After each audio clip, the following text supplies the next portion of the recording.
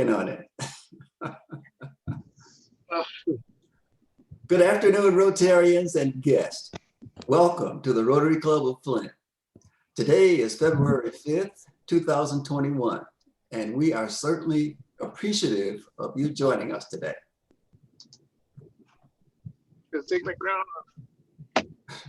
Please join me in a pledge of allegiance. I pledge allegiance to the flag of of the United States of America and to the republic for which it stands, one one nation, nation, under under God, indivisible, indivisible, with liberty and justice for all. Thank you. And the four-way test of the things we think, say, or do. Is it the truth? Is it fair to all concerned? Will Will it it build goodwill and better friendships? friendships? Will it Be be beneficial to all concerned?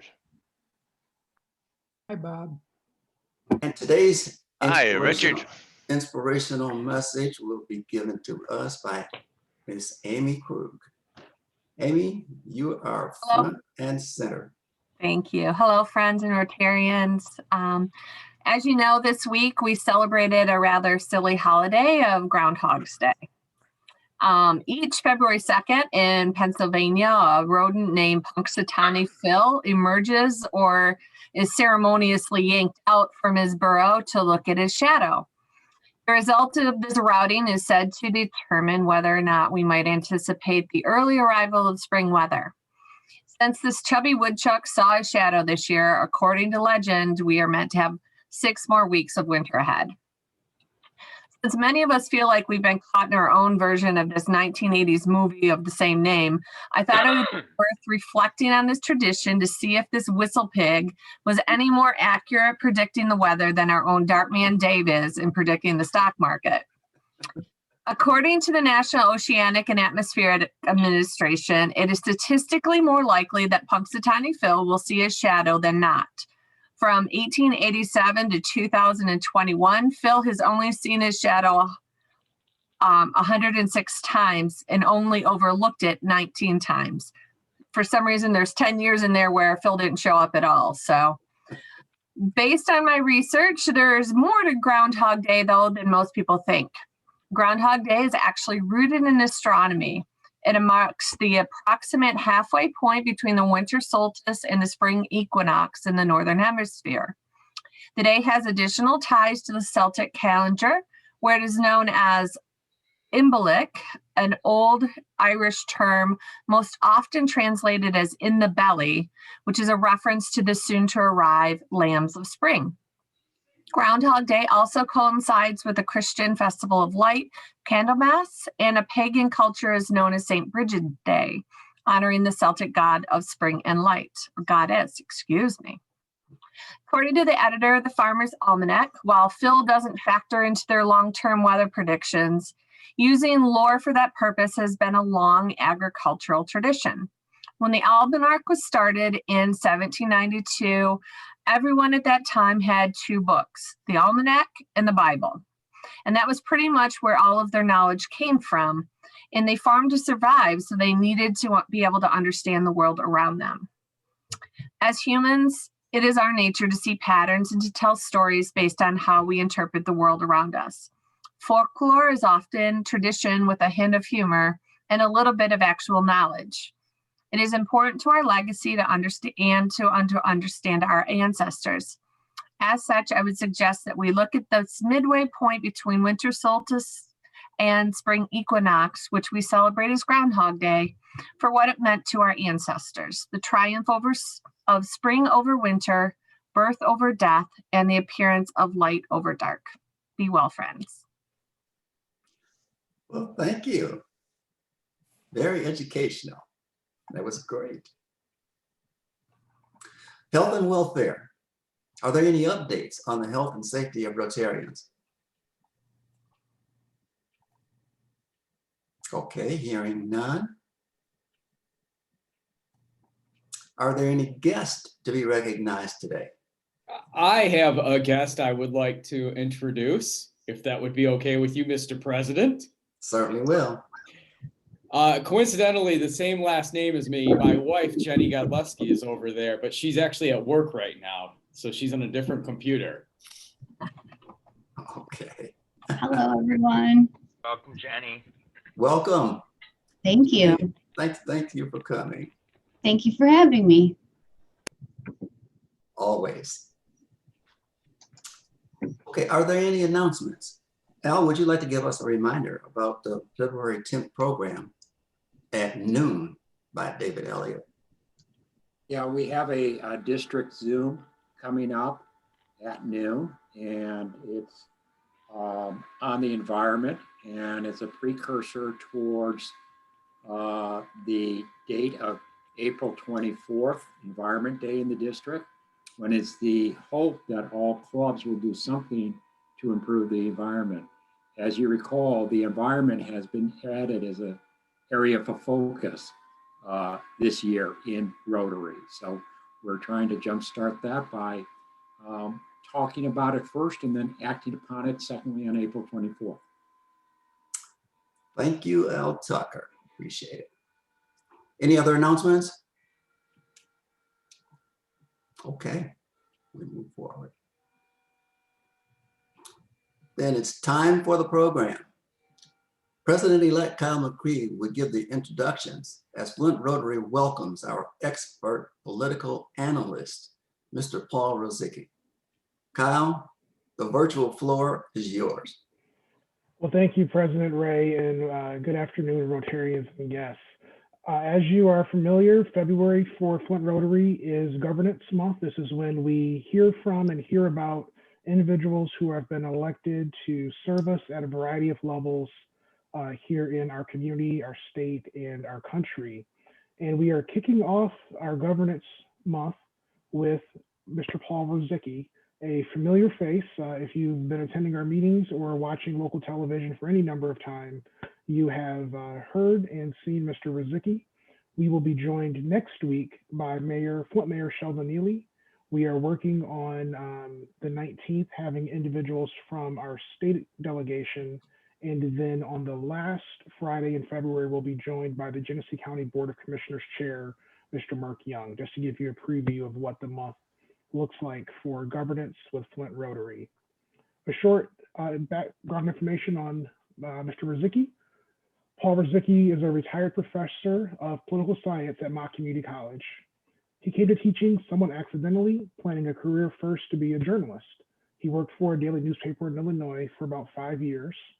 After graduating from Northern Illinois University in DeKalb and Indiana University with his graduate degree in IU and Bloomington, he taught political science at Ball State University before coming to Mott Community College a few years ago. In addition to teaching political science at Mott for several decades, Paul was also faculty advisor to the student newspaper and editor of the faculty union newsletter at Mott. For many years, Paul has been the go-to political analyst for area media outlets, and I'll say also service clubs like ours.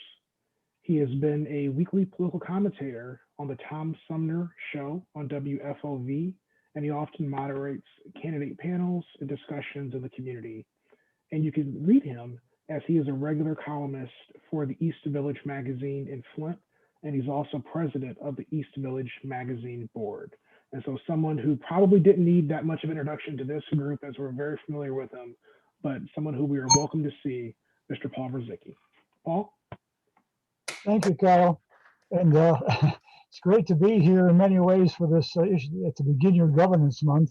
And to say the least, this is certainly the most unusual year for governance. There's that old Chinese curse that may you live in interesting times, and there's no doubt about that. In the last year, year and a half, the last 4 years in some ways have been incredibly unusual times. What I'm going to try and do in the next 20 minutes or so is take a look back and take a look forward on the national, state, and the local level. Feel free to interrupt anytime with questions. Everything I say has got kind of a sidebar to it, and you can go into a lot more details for almost everything here. So as I said, I'm going to take a quick look at a little bit of the past few months, and then I'll look forward about where we're some possibilities about where we're going in the year or years to come. So let me start off really with the national level. And that's really been, I suppose, the hottest one in all, although hardly the only one. I guess the biggest issue there, again, there's a lot to say here. We had the impeachment earlier in 2020. We had the Mueller report, a lot of other events, various protests over the summer. But clearly the biggest thing, I think, was, of course, the November election. And frankly, it came out in the end, as a lot of folks expected, although a little closer than a lot of folks expected. But the unusual thing about that is that the results were challenged in a way that almost no election has faced a challenge. You know, we've had once the votes were finally in, we've had challenges. There were a significant number of people in the Congress, in state legislatures, governors around the nation have refused to accept the results. And there have been various charges about whether or not the election was fraudulent from Trump and others. In the end, there were more than 60 court cases to try and overturn the election, with one exception in Pennsylvania. Trump lost all of those in large part. And I would suggest that, I mean, in terms of the election, in light of all of the counts and recounts and audits that took place, in spite of all the controversy about the election, I would suggest that this may have been our most honest election ever. Certainly, there were mistakes and there were errors in a nation of 300 million people and more. Yeah, there were miscounts here and there were a few people who tried fraudulent things, but in the end, those didn't really amount to much, and they never came to mean much in the court. And all the mistakes and errors seem to either have been corrected or balanced each other out in the end. So, as I say, in light of a lot of elections, we've had other elections that were challenged. There was a big one back in 1876 and 1824 where there were some doubts about the results. But this one may be the most controversial one of all, even though in the end, the results were pretty clear. But yet the bottom line was an awful lot of supporters refused to accept the results of the election, and they still do. You're looking at the polls, maybe as many as 30 or 40 or 50% or more of Republicans still don't accept the results of the election. Now that election has it led to three weeks of turmoil in the middle of January. What I call the 15 days of January of insurrection, impeachment, and inauguration, all within 15 days of each other.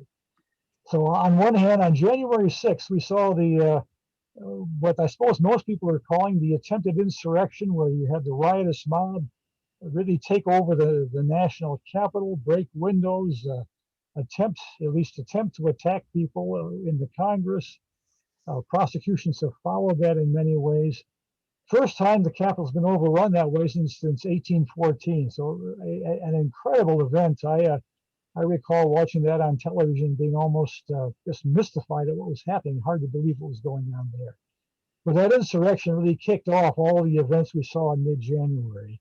It didn't change anything in the end, but it does lead to some real worries about, will there be more events like this in the future? Will those folks who were there go home and remain quiet?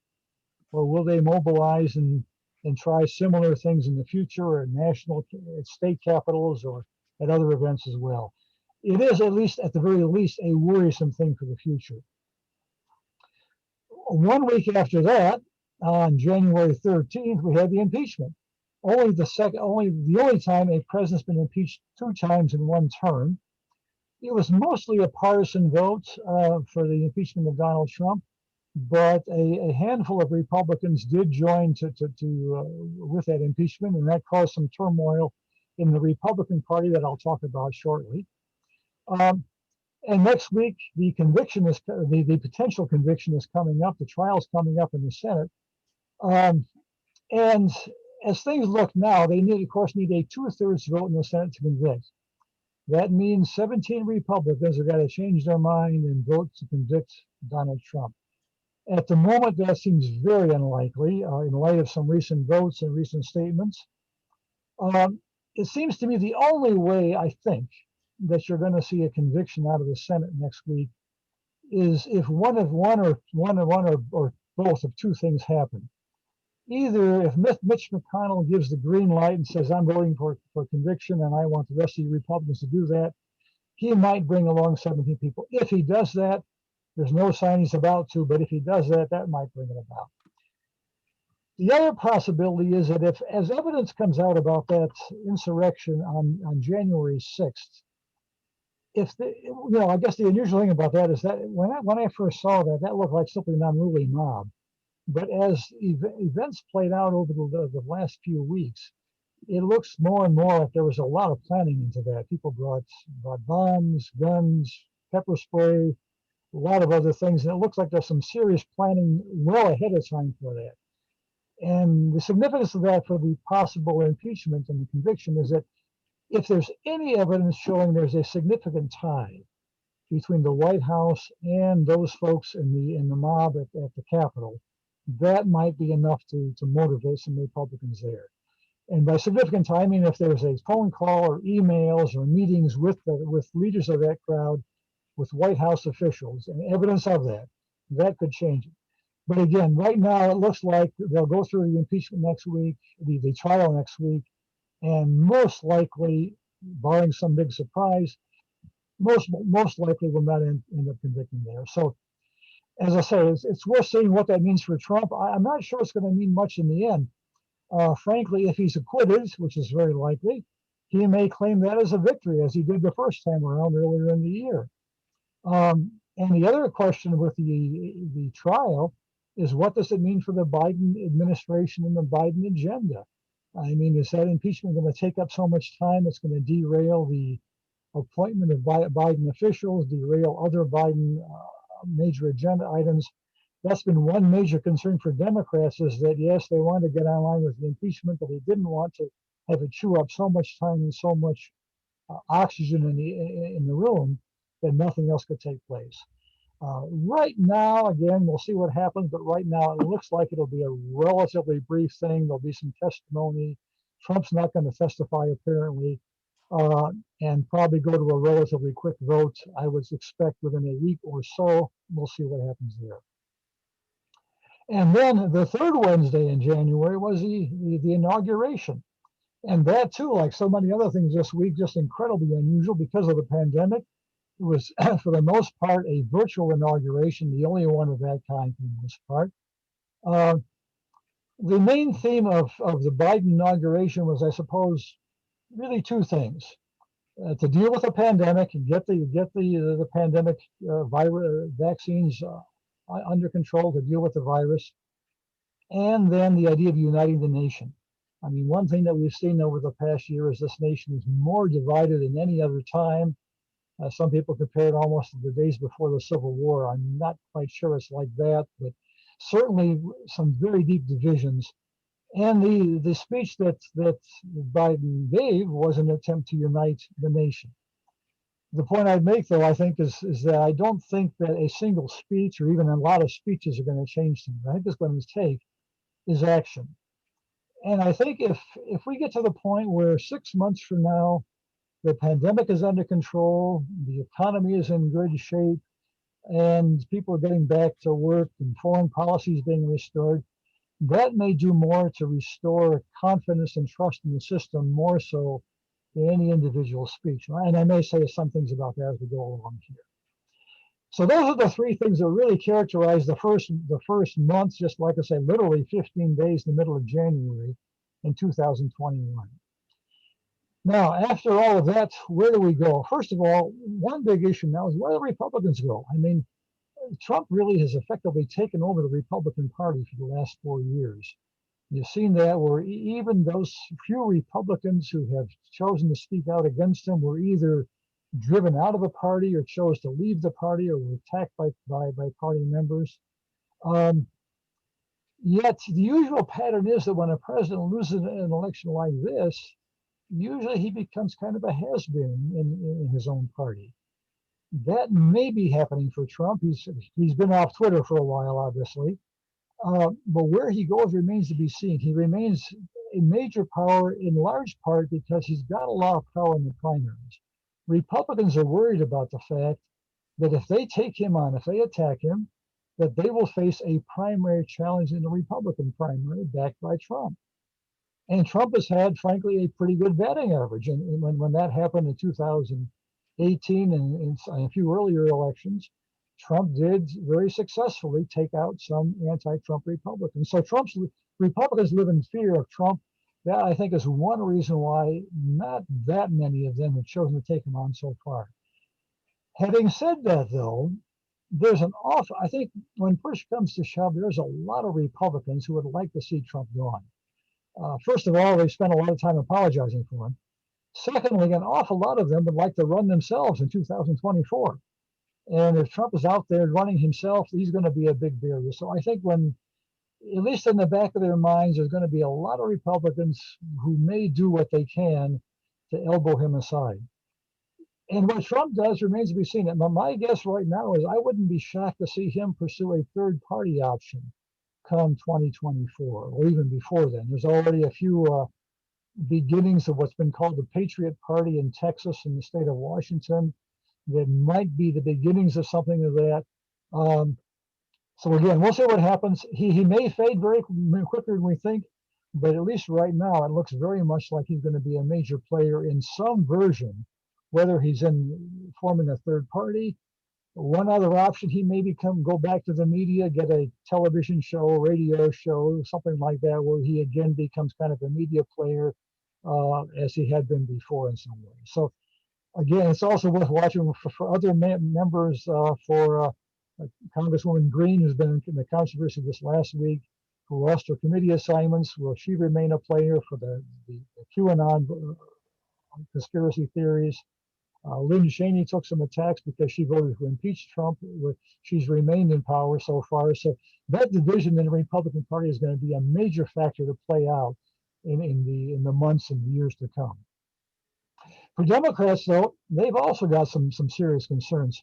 For all their success in taking the White House, 2020 was not a great year for Democrats. A lot of folks expected a so-called blue wave where Democrats would win the House, the Senate, the governorships, state houses, and all over the place. And except for the presidency and except for a very lucky break in the Senate in Georgia, Democrats didn't have a good year. There really was no blue wave. They lost a governorship. They did fairly poorly in the state houses around. They lost some seats in the U.S. House, although they still have the majority there. And one big key for Democrats is that because they did poorly in a number of state house races around the nation, they're going to have a tough time as the various state houses begin to draw new election districts. 2010 is a big year. It's a big year because it's the first year of the decade, and it's the year we draw all the election districts for the U.S. House, for state house districts, state Senate districts, city council, and a lot of other things. They get drawn for the next 10 years. And if Republicans have the majority in state houses, and they do, they're going to be in a position to draw those maps, to gerrymander those districts for the next decade. That will give them an enormous advantage. Now, in Michigan, we'll be in a little different situation I'll get to shortly because of our reapportionment commission. But in large part nationwide, as I say, Democrats have got some real work to do as well. As I say, what should have been a blue wave didn't turn out to be that at all. And then I think the major national issues for 2021, obviously the COVID and the pandemic overrides everything. Until that is settled and done, almost nothing else is going to be taking place. The economy and government finance will be a key thing. Clearly, the economy is not going to get back on track until the virus is under control.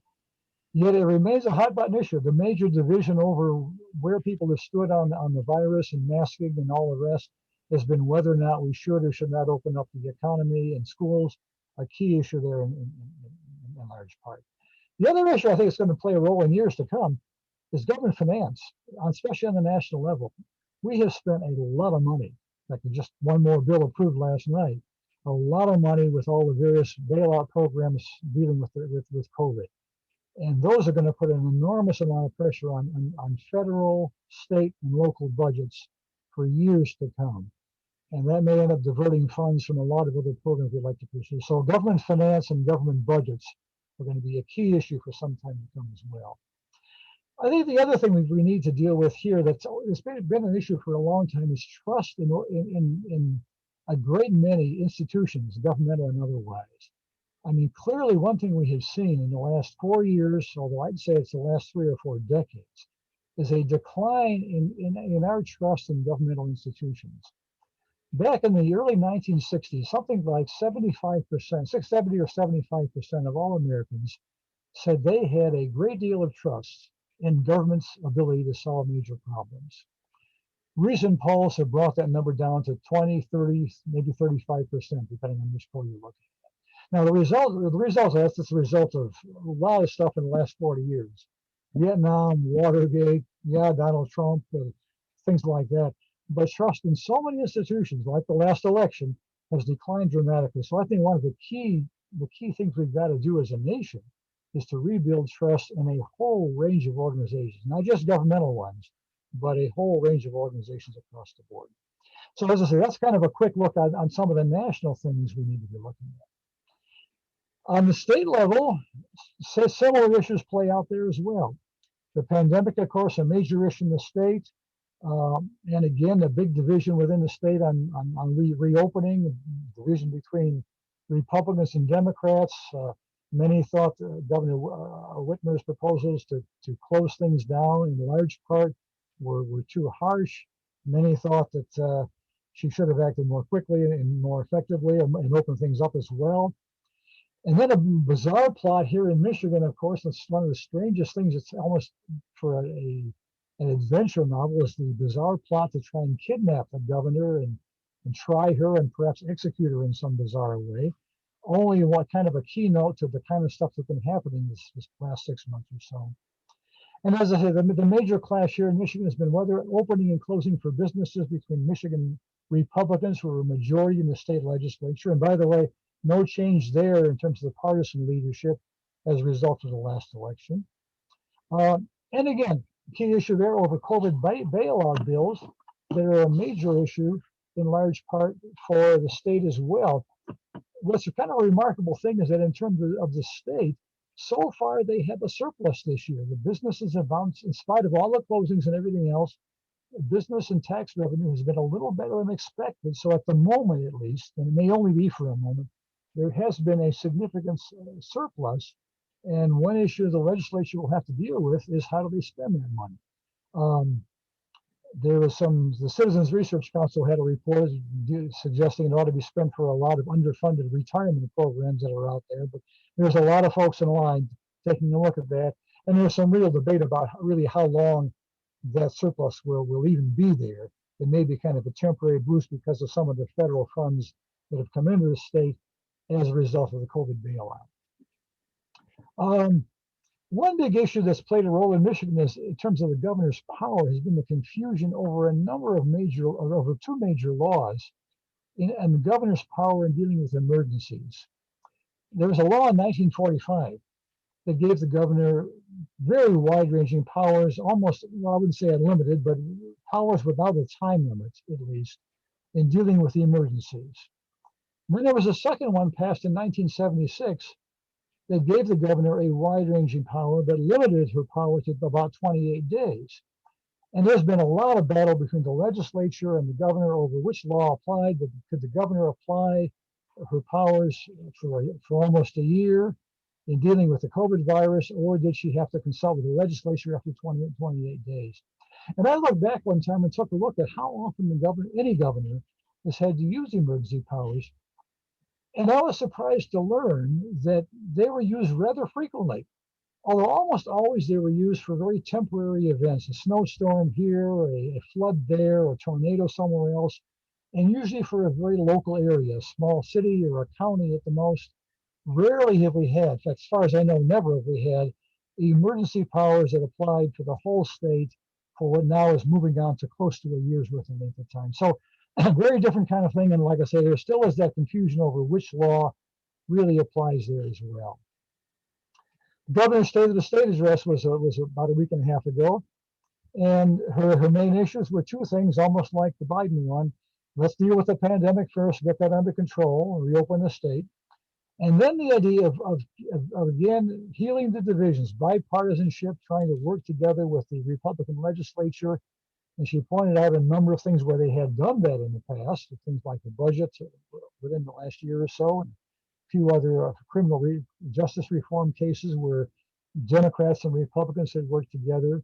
So again, an attempt to do that, but again, with the division we have now, the legislature is blocking some of her appointments, and at the moment at least, the things they said in the last week don't suggest there's going to be any kind of kumbaya movement right at the moment. So we'll see where that goes.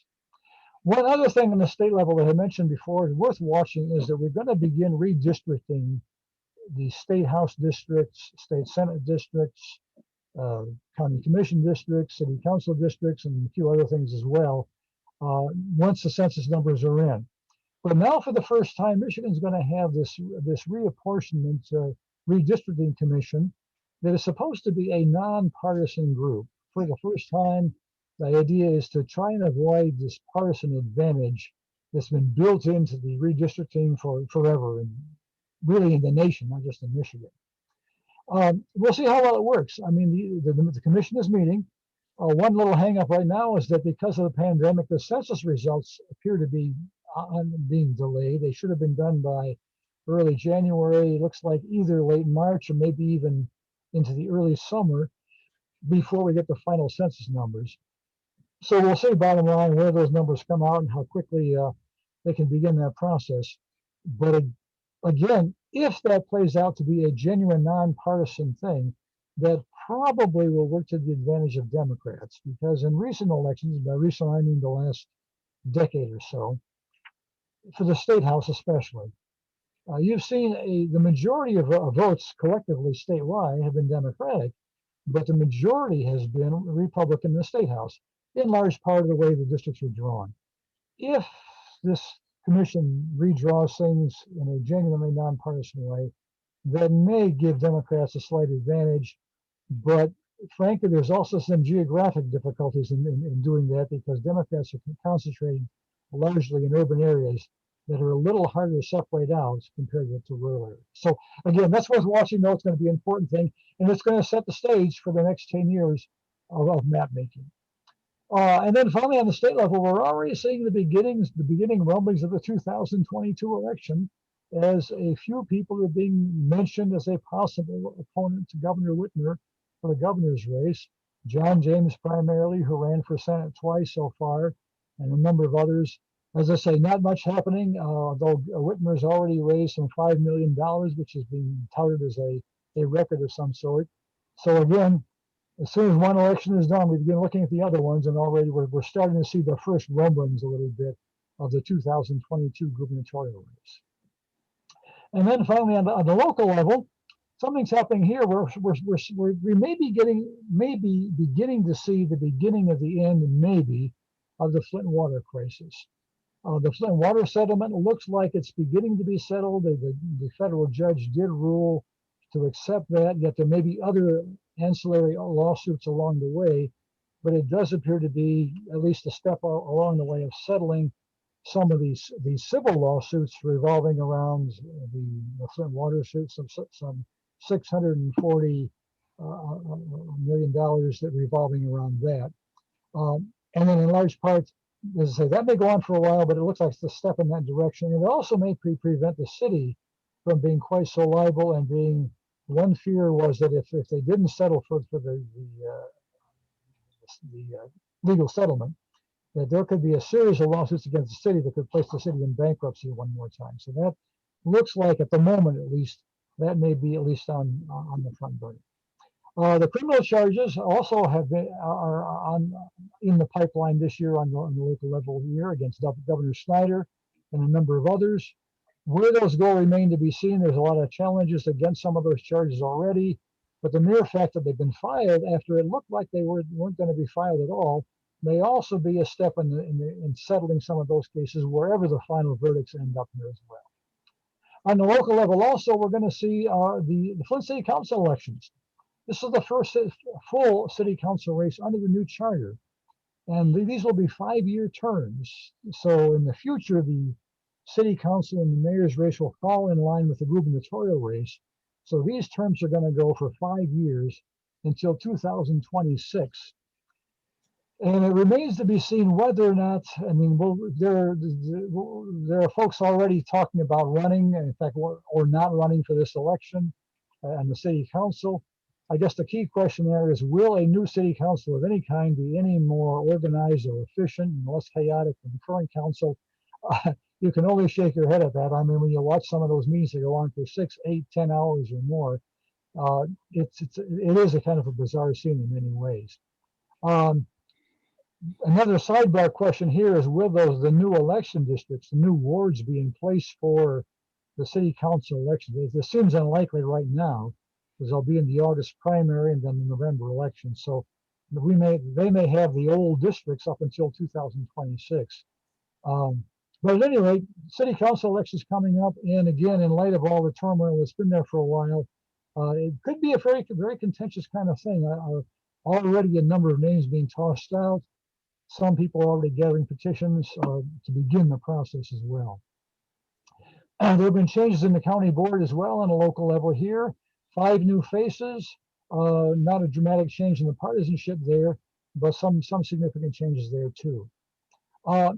Within the county, we're also seeing some changes, some significant changes in the county-wide voting patterns here in Michigan. In 2020, and this wasn't the first time, we saw it in 2016 as well. You know, Genesee County has often been known as this solid Democratic county. But if you look at the voting patterns here, it's almost like a donut, where the center of the county, the city of Flint, Flint Township, Genesee Township, Burton, Grand Blanc areas, they generally have gone somewhat Democratic, although a few of those very narrowly. But that outside, the out county area has gone Republican, in some cases very strongly Republican as well. So as I say, I took a look at some numbers today, and Genesee County was just a little bit more Democratic than Kent County. Kent County, which was known as a Republican stronghold, went Democratic for the first time in a while by a significant margin. And the numbers for Genesee and Kent County for the Democratic and Republican parties in 2020 were relatively close, all things considered. So as I say, we're seeing in some ways kind of the changing political mixture within the county itself, and that may reflect itself in the county board in years to come as well. One more thing on the local level, we're going to see a couple of countywide proposals on the May ballot. That's a little unusual. Relatively modest things: a 9/11 surcharge renewal, and a new millage proposal for some mental health services here in Genesee County. Also, potentially, there have been some school board changes on the Flint School Board that may result in some significant changes as they face a lot of financial crises in times to come as well. So bottom line, and kind of in conclusion to all of this stuff, a few things just to kind of look ahead for all of this stuff. I guess one bottom line thing is, are we able to really unite after all this turmoil with the Trump years and with the partisan division of the last several decades? Will there be events that can really, in a genuine sense, pull the nation together? We've been divided before, but not quite so much. I am mildly optimistic that it may take some time, but I think it's going to happen in some way. Second thing, of course, when and will the pandemic finally be behind us? Particularly in the last few weeks, as we're seeing more of these vaccines come online, and even though there's been glitches and problems along the way, there too, I am reasonably optimistic that in terms of this pandemic, that 6 months down the road, I would hope things are going to look an awful lot better. And maybe a second spin-off of this, I think as a result of this pandemic, I think that I mean the medical community and maybe the political world as well, is going to be in a better position to take the next one more seriously. I don't think many of us thought a year ago that a pandemic of this size was going to ever happen again. We'd read about it, vaguely back in 1918, 1919, but I don't think we really expected this kind of an incident. I think we're going to be a lot more prepared for it when there will be, and there probably will be other variations of this one or something in the future. I suspect we'll probably be in better shape to deal with that as a result of the reaction we've had to this one. A third thing I mentioned already, the financial impact. I think we're going to see the financial impact for some time to come, particularly with governmental budgets. And I think a lot of businesses are going to take some time to recover if they do recover at all, the damages could be very considerable, even a year or 2 years down the road. One thing beyond that is, will they change our lifestyle? Are we going to end up working from home more than we ever have? Are we going to end up talking on Zoom more than we expected to, even after the pandemic is gone? Are we going to see fewer brick and mortar stores? Will it change the very nature of how we do business and relate to people in a large way? Some of this was happening already, but the pandemic may have sped that up in a dramatic sense. And then finally, the one issue I've mentioned before is, will we restore trust in our major institutions, whether it's the government, the media, corporations, elections, lots of things beyond that? Will we as a nation end up restoring trust in those things, where I think an awful lot of the turmoil and chaos we've seen really has revolved around this lack of trust in any organization. And I think the bottom line is that those organizations, whether they're the government, whether they're the media, whether it's businesses, will have to end up simply being able to deliver the goods, whatever the goods are, whether it's public policy or whether it's some actual product. So again, I think those are some key issues we've all got to face in the months and perhaps even the years to come. So with that in mind, I'll be glad to open it up to any kind of questions or comments beyond that. All right, thank you, Paul. Sure. Questions? I'm expecting a barrage. I guess I have one. This is Marie. Paul, when you were talking about the national issues and all that, you didn't mention anything about the international, the changes between the United States and international issues now that Biden and his cabinet are there. How do you see those? Yeah, I do see some changes. I think if I had to pick out a single word, it'd be stability. I mean, I think you're going to see some of the, on one hand, you're going to see the State Department especially being more fully staffed. One issue we saw in the last 4 years was there were an awful lot of vacancies around the world, and in the State Department especially. Those will be filled out in some ways. I do think you're going to see, secondly, probably a much greater willingness to work cooperatively with other nations. I think the America First pitch that Trump had did not sell very well around the world, as we withdrew from a number of international organizations. I think in some ways, though, some of the same issues that did pop up in the last 4 years, like the worries about China's role in the world, are going to remain there. I don't think that's going to change too much. But I do see the U.S. playing really still is obviously a significant leadership role in the world, but more cooperatively, more in alliances with other nations, whether it's NATO, whether it's other groups around the world, in a way we had not quite done so for the last 4 years.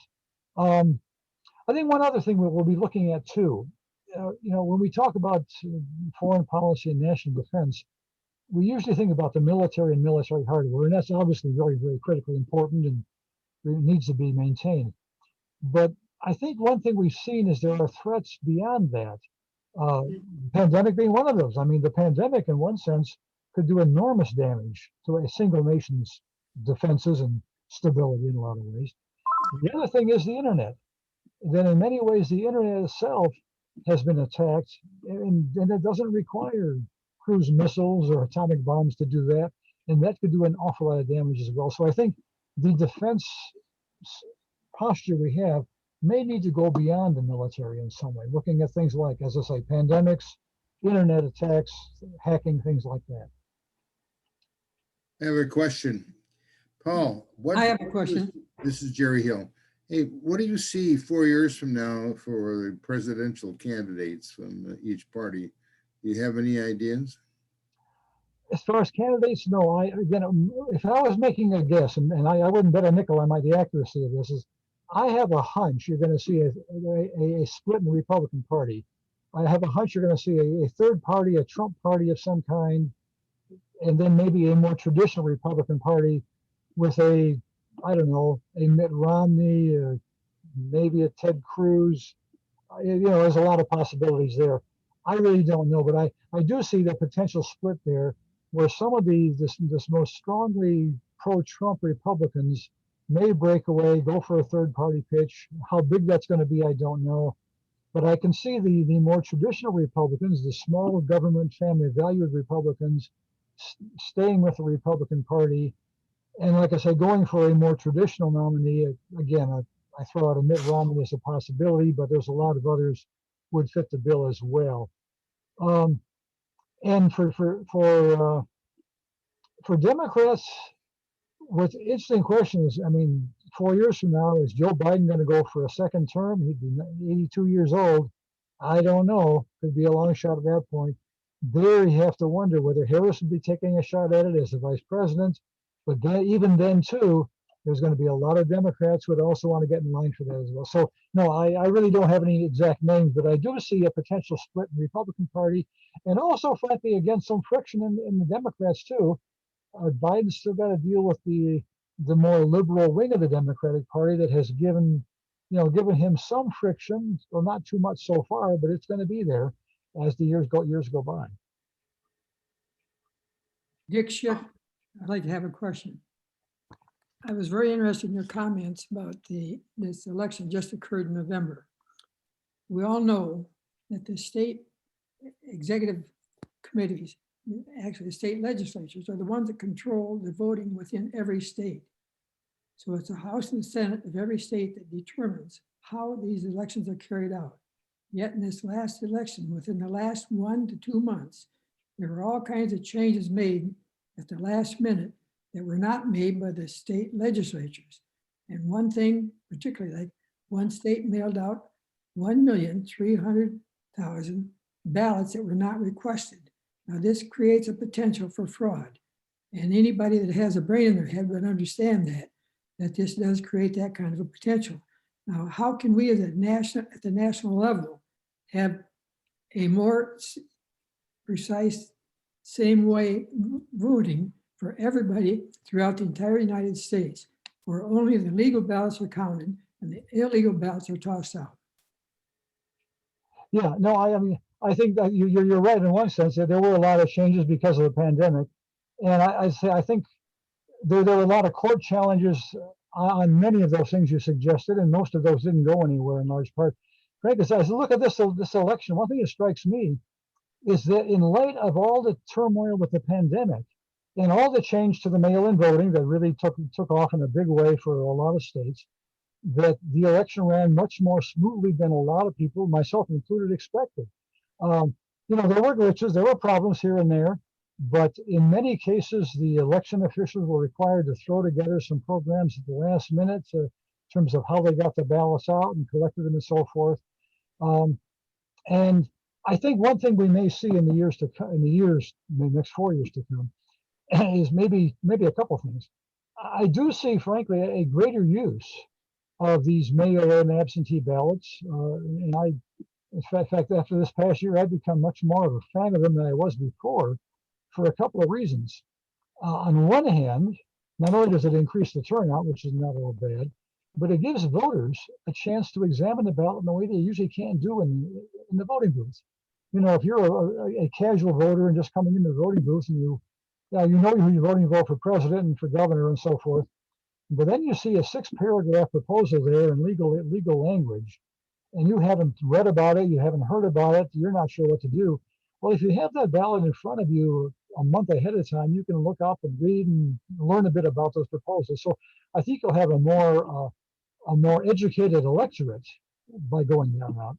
The other thing I like about the mail-in stuff is that you have a paper record. For all the worries we've had about somebody fiddling with the computers or hacking into computers, you've got a piece of paper that's there, so you can count or recount and double check the ballots as well. So I think you'll see more of that. And I do think what you'll see probably as a result is that probably the states, at least I hope they do, that long before we get to 2024, I hope the states, secretaries of state and other local election officials really kind of get their act together ahead of time rather than having to scramble at the last minute as they did in 2020.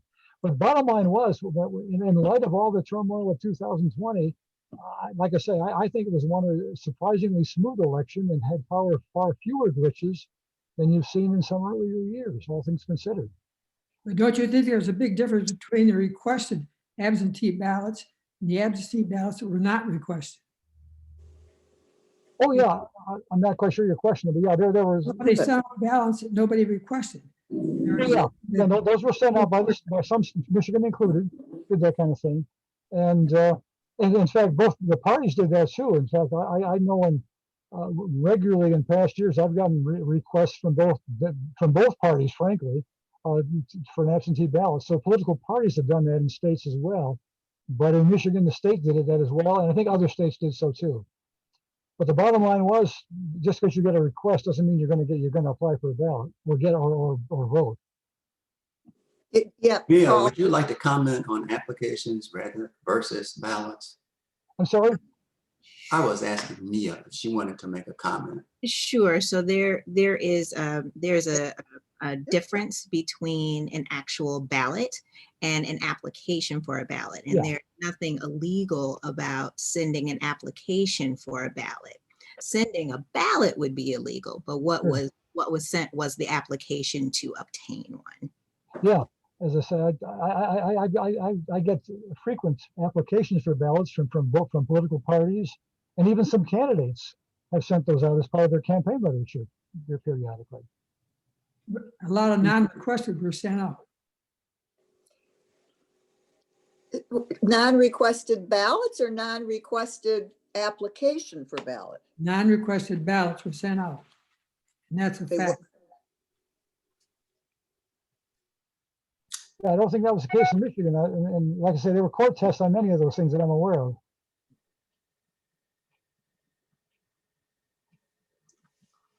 Okay, well, anyway, are there any more questions? Paul, I had. Yeah, Paul, can I just ask, Paul, can I ask you one thing? Can you go back for a minute when you were talking about the Republican Party? What about McConnell? Where does he stand, do you think, for the future? I'm sorry. McConnell, where do you think in the Republican Party, where does he stand with everything? I think it remains to see how he plays out. I mean, I think he's in large part a survivor. I'm a little mystified by his strong support for Trump early on. Yet when push comes to shove, he was willing to be critical of him when it came to the impeachment side. If I had to make a guess, I think he's probably going to be a major playing in trying to rebuild what you might call the traditional Republican Party. He's not going to turn his back entirely on Trump, but I think he's going to gradually distance himself from Trump over the next 4 years. That's my hunch.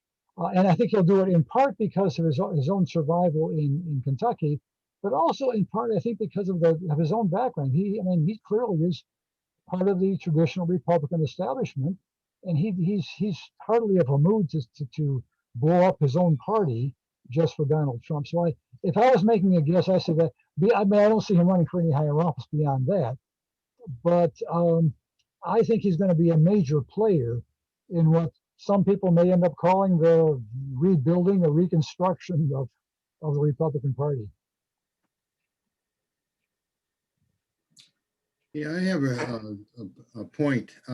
When I received a ballot in the mail, and well, I requested it and kind of forgot about it, and then I did get one. But when my wife and I voted, we went to the township office and voted.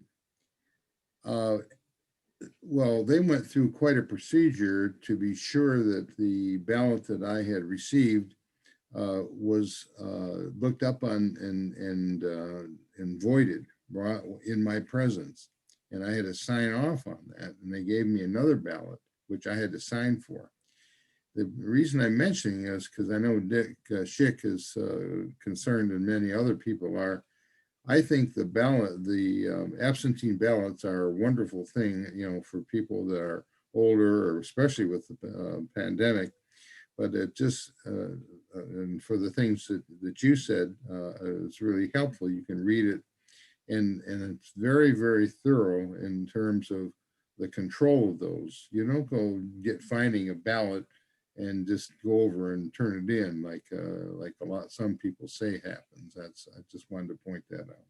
Yeah, I as I said, I was this past year was the first year I'd really voted absentee in any significant way at all as well. And as I said, I've gotten to be a bit more of a fan of the whole process because of that. One other thing occurs to me. You know, every election year, I often speak with local election workers as they get prepared and get trained for going out and doing their thing on election day. And as I say, to be perfectly honest, I am always impressed by how they do it, because I mean, these are folks who are usually working.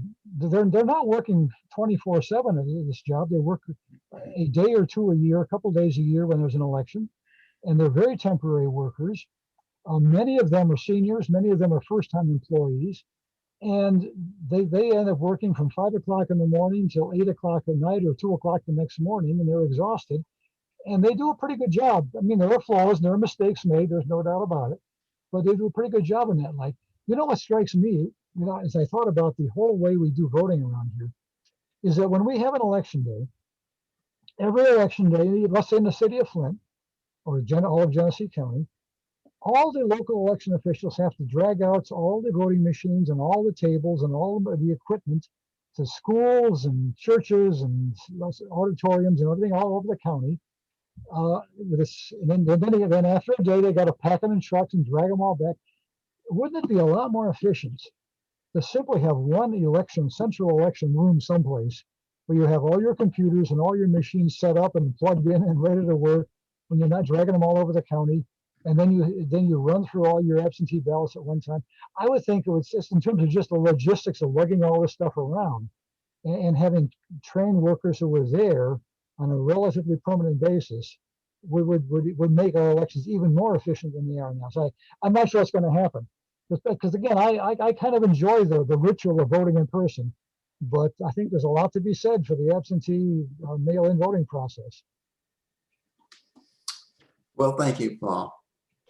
Ray, can I make a comment? Having worked elections in the past, the steps that an election worker takes to ensure that the person who is getting the ballot is the person who is registered to vote, that is, you know, checked and double checked, as is the number of ballots that come in versus, or I'm sorry, the number of ballots that we receive at the beginning of the day, and then they're checked throughout the day to make sure you continue to balance. And then they have to, all of the different categories, the spoil ballots, the voted ballots, the challenged ballots, all have to balance out. So the precautions that are taken in, you know, this area, and I think it's throughout the state of Michigan, are very secure in my opinion. So just, yeah, the various challenges seem to show that. Like I say, as I said, I give great credit to those workers. Like I said, I know you guys folks have got to show up at the crack of dawn, and you're there till 8 o'clock at night. Yep, and we're making those big bucks too. I know that's also true. That's also Paul, true. may So I? again, Paul, I'm going to cut questions off because it's time. There are a lot of comments on chat if you want to just, anybody want to check those out. Okay. But Paul, I want to go, I'll give you that one last question, man. Go ahead and ask it. Oh, I just wanted to comment that when Paul talked about having a ballot at home in front of you, especially at a national election, that is a really complicated, long ballot. We've got national, state, county, local, judges, trustees for the colleges, and it's very difficult these days to find out much about them. So having that ballot at home at least gave me an opportunity to look up online or study and find out more about the people for whom I was going to vote. It's not just voting for a president, we're voting for a wide variety of people. Amen. Go ahead. Go ahead. Okay, we're done. Paul, Flint Rotary again, thanks you for your perspective and this engaging, very engaging. I'm always glad to talk to you. I always enjoy it. Okay. In appreciation for the time and preparation that you donated for our enjoyment and education, the Rotary Club of Flint will make a donation in your name to the Rotary International Foundation for the eradication of polio. Thank you again for joining us, and keep up the great work that you're doing and answering all those questions. Well, glad to be here. I do wish you my best. Thank you. Thank you. Thanks. I want to thank Amy Krug for her very inspirational message and our note taker, Todd Slisher. Flint Rotary thanks each and every one of you for joining us today. I hope you enjoyed our program as much as we enjoyed welcoming you as members and guests. Please join us next Friday as we continue our governance presentations with Flint's Mayor, Sheldon Neely. Stay safe, keep warm, and look to open opportunities in order to provide service above self. We are adjourned.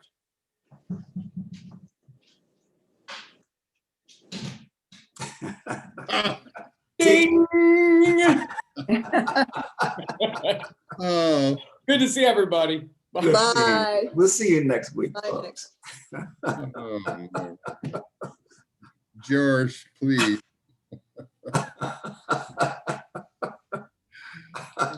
Maybe we should just start saying ding instead of waiting for the sound to come from George's bell. George, that was pathetic. George is the king now.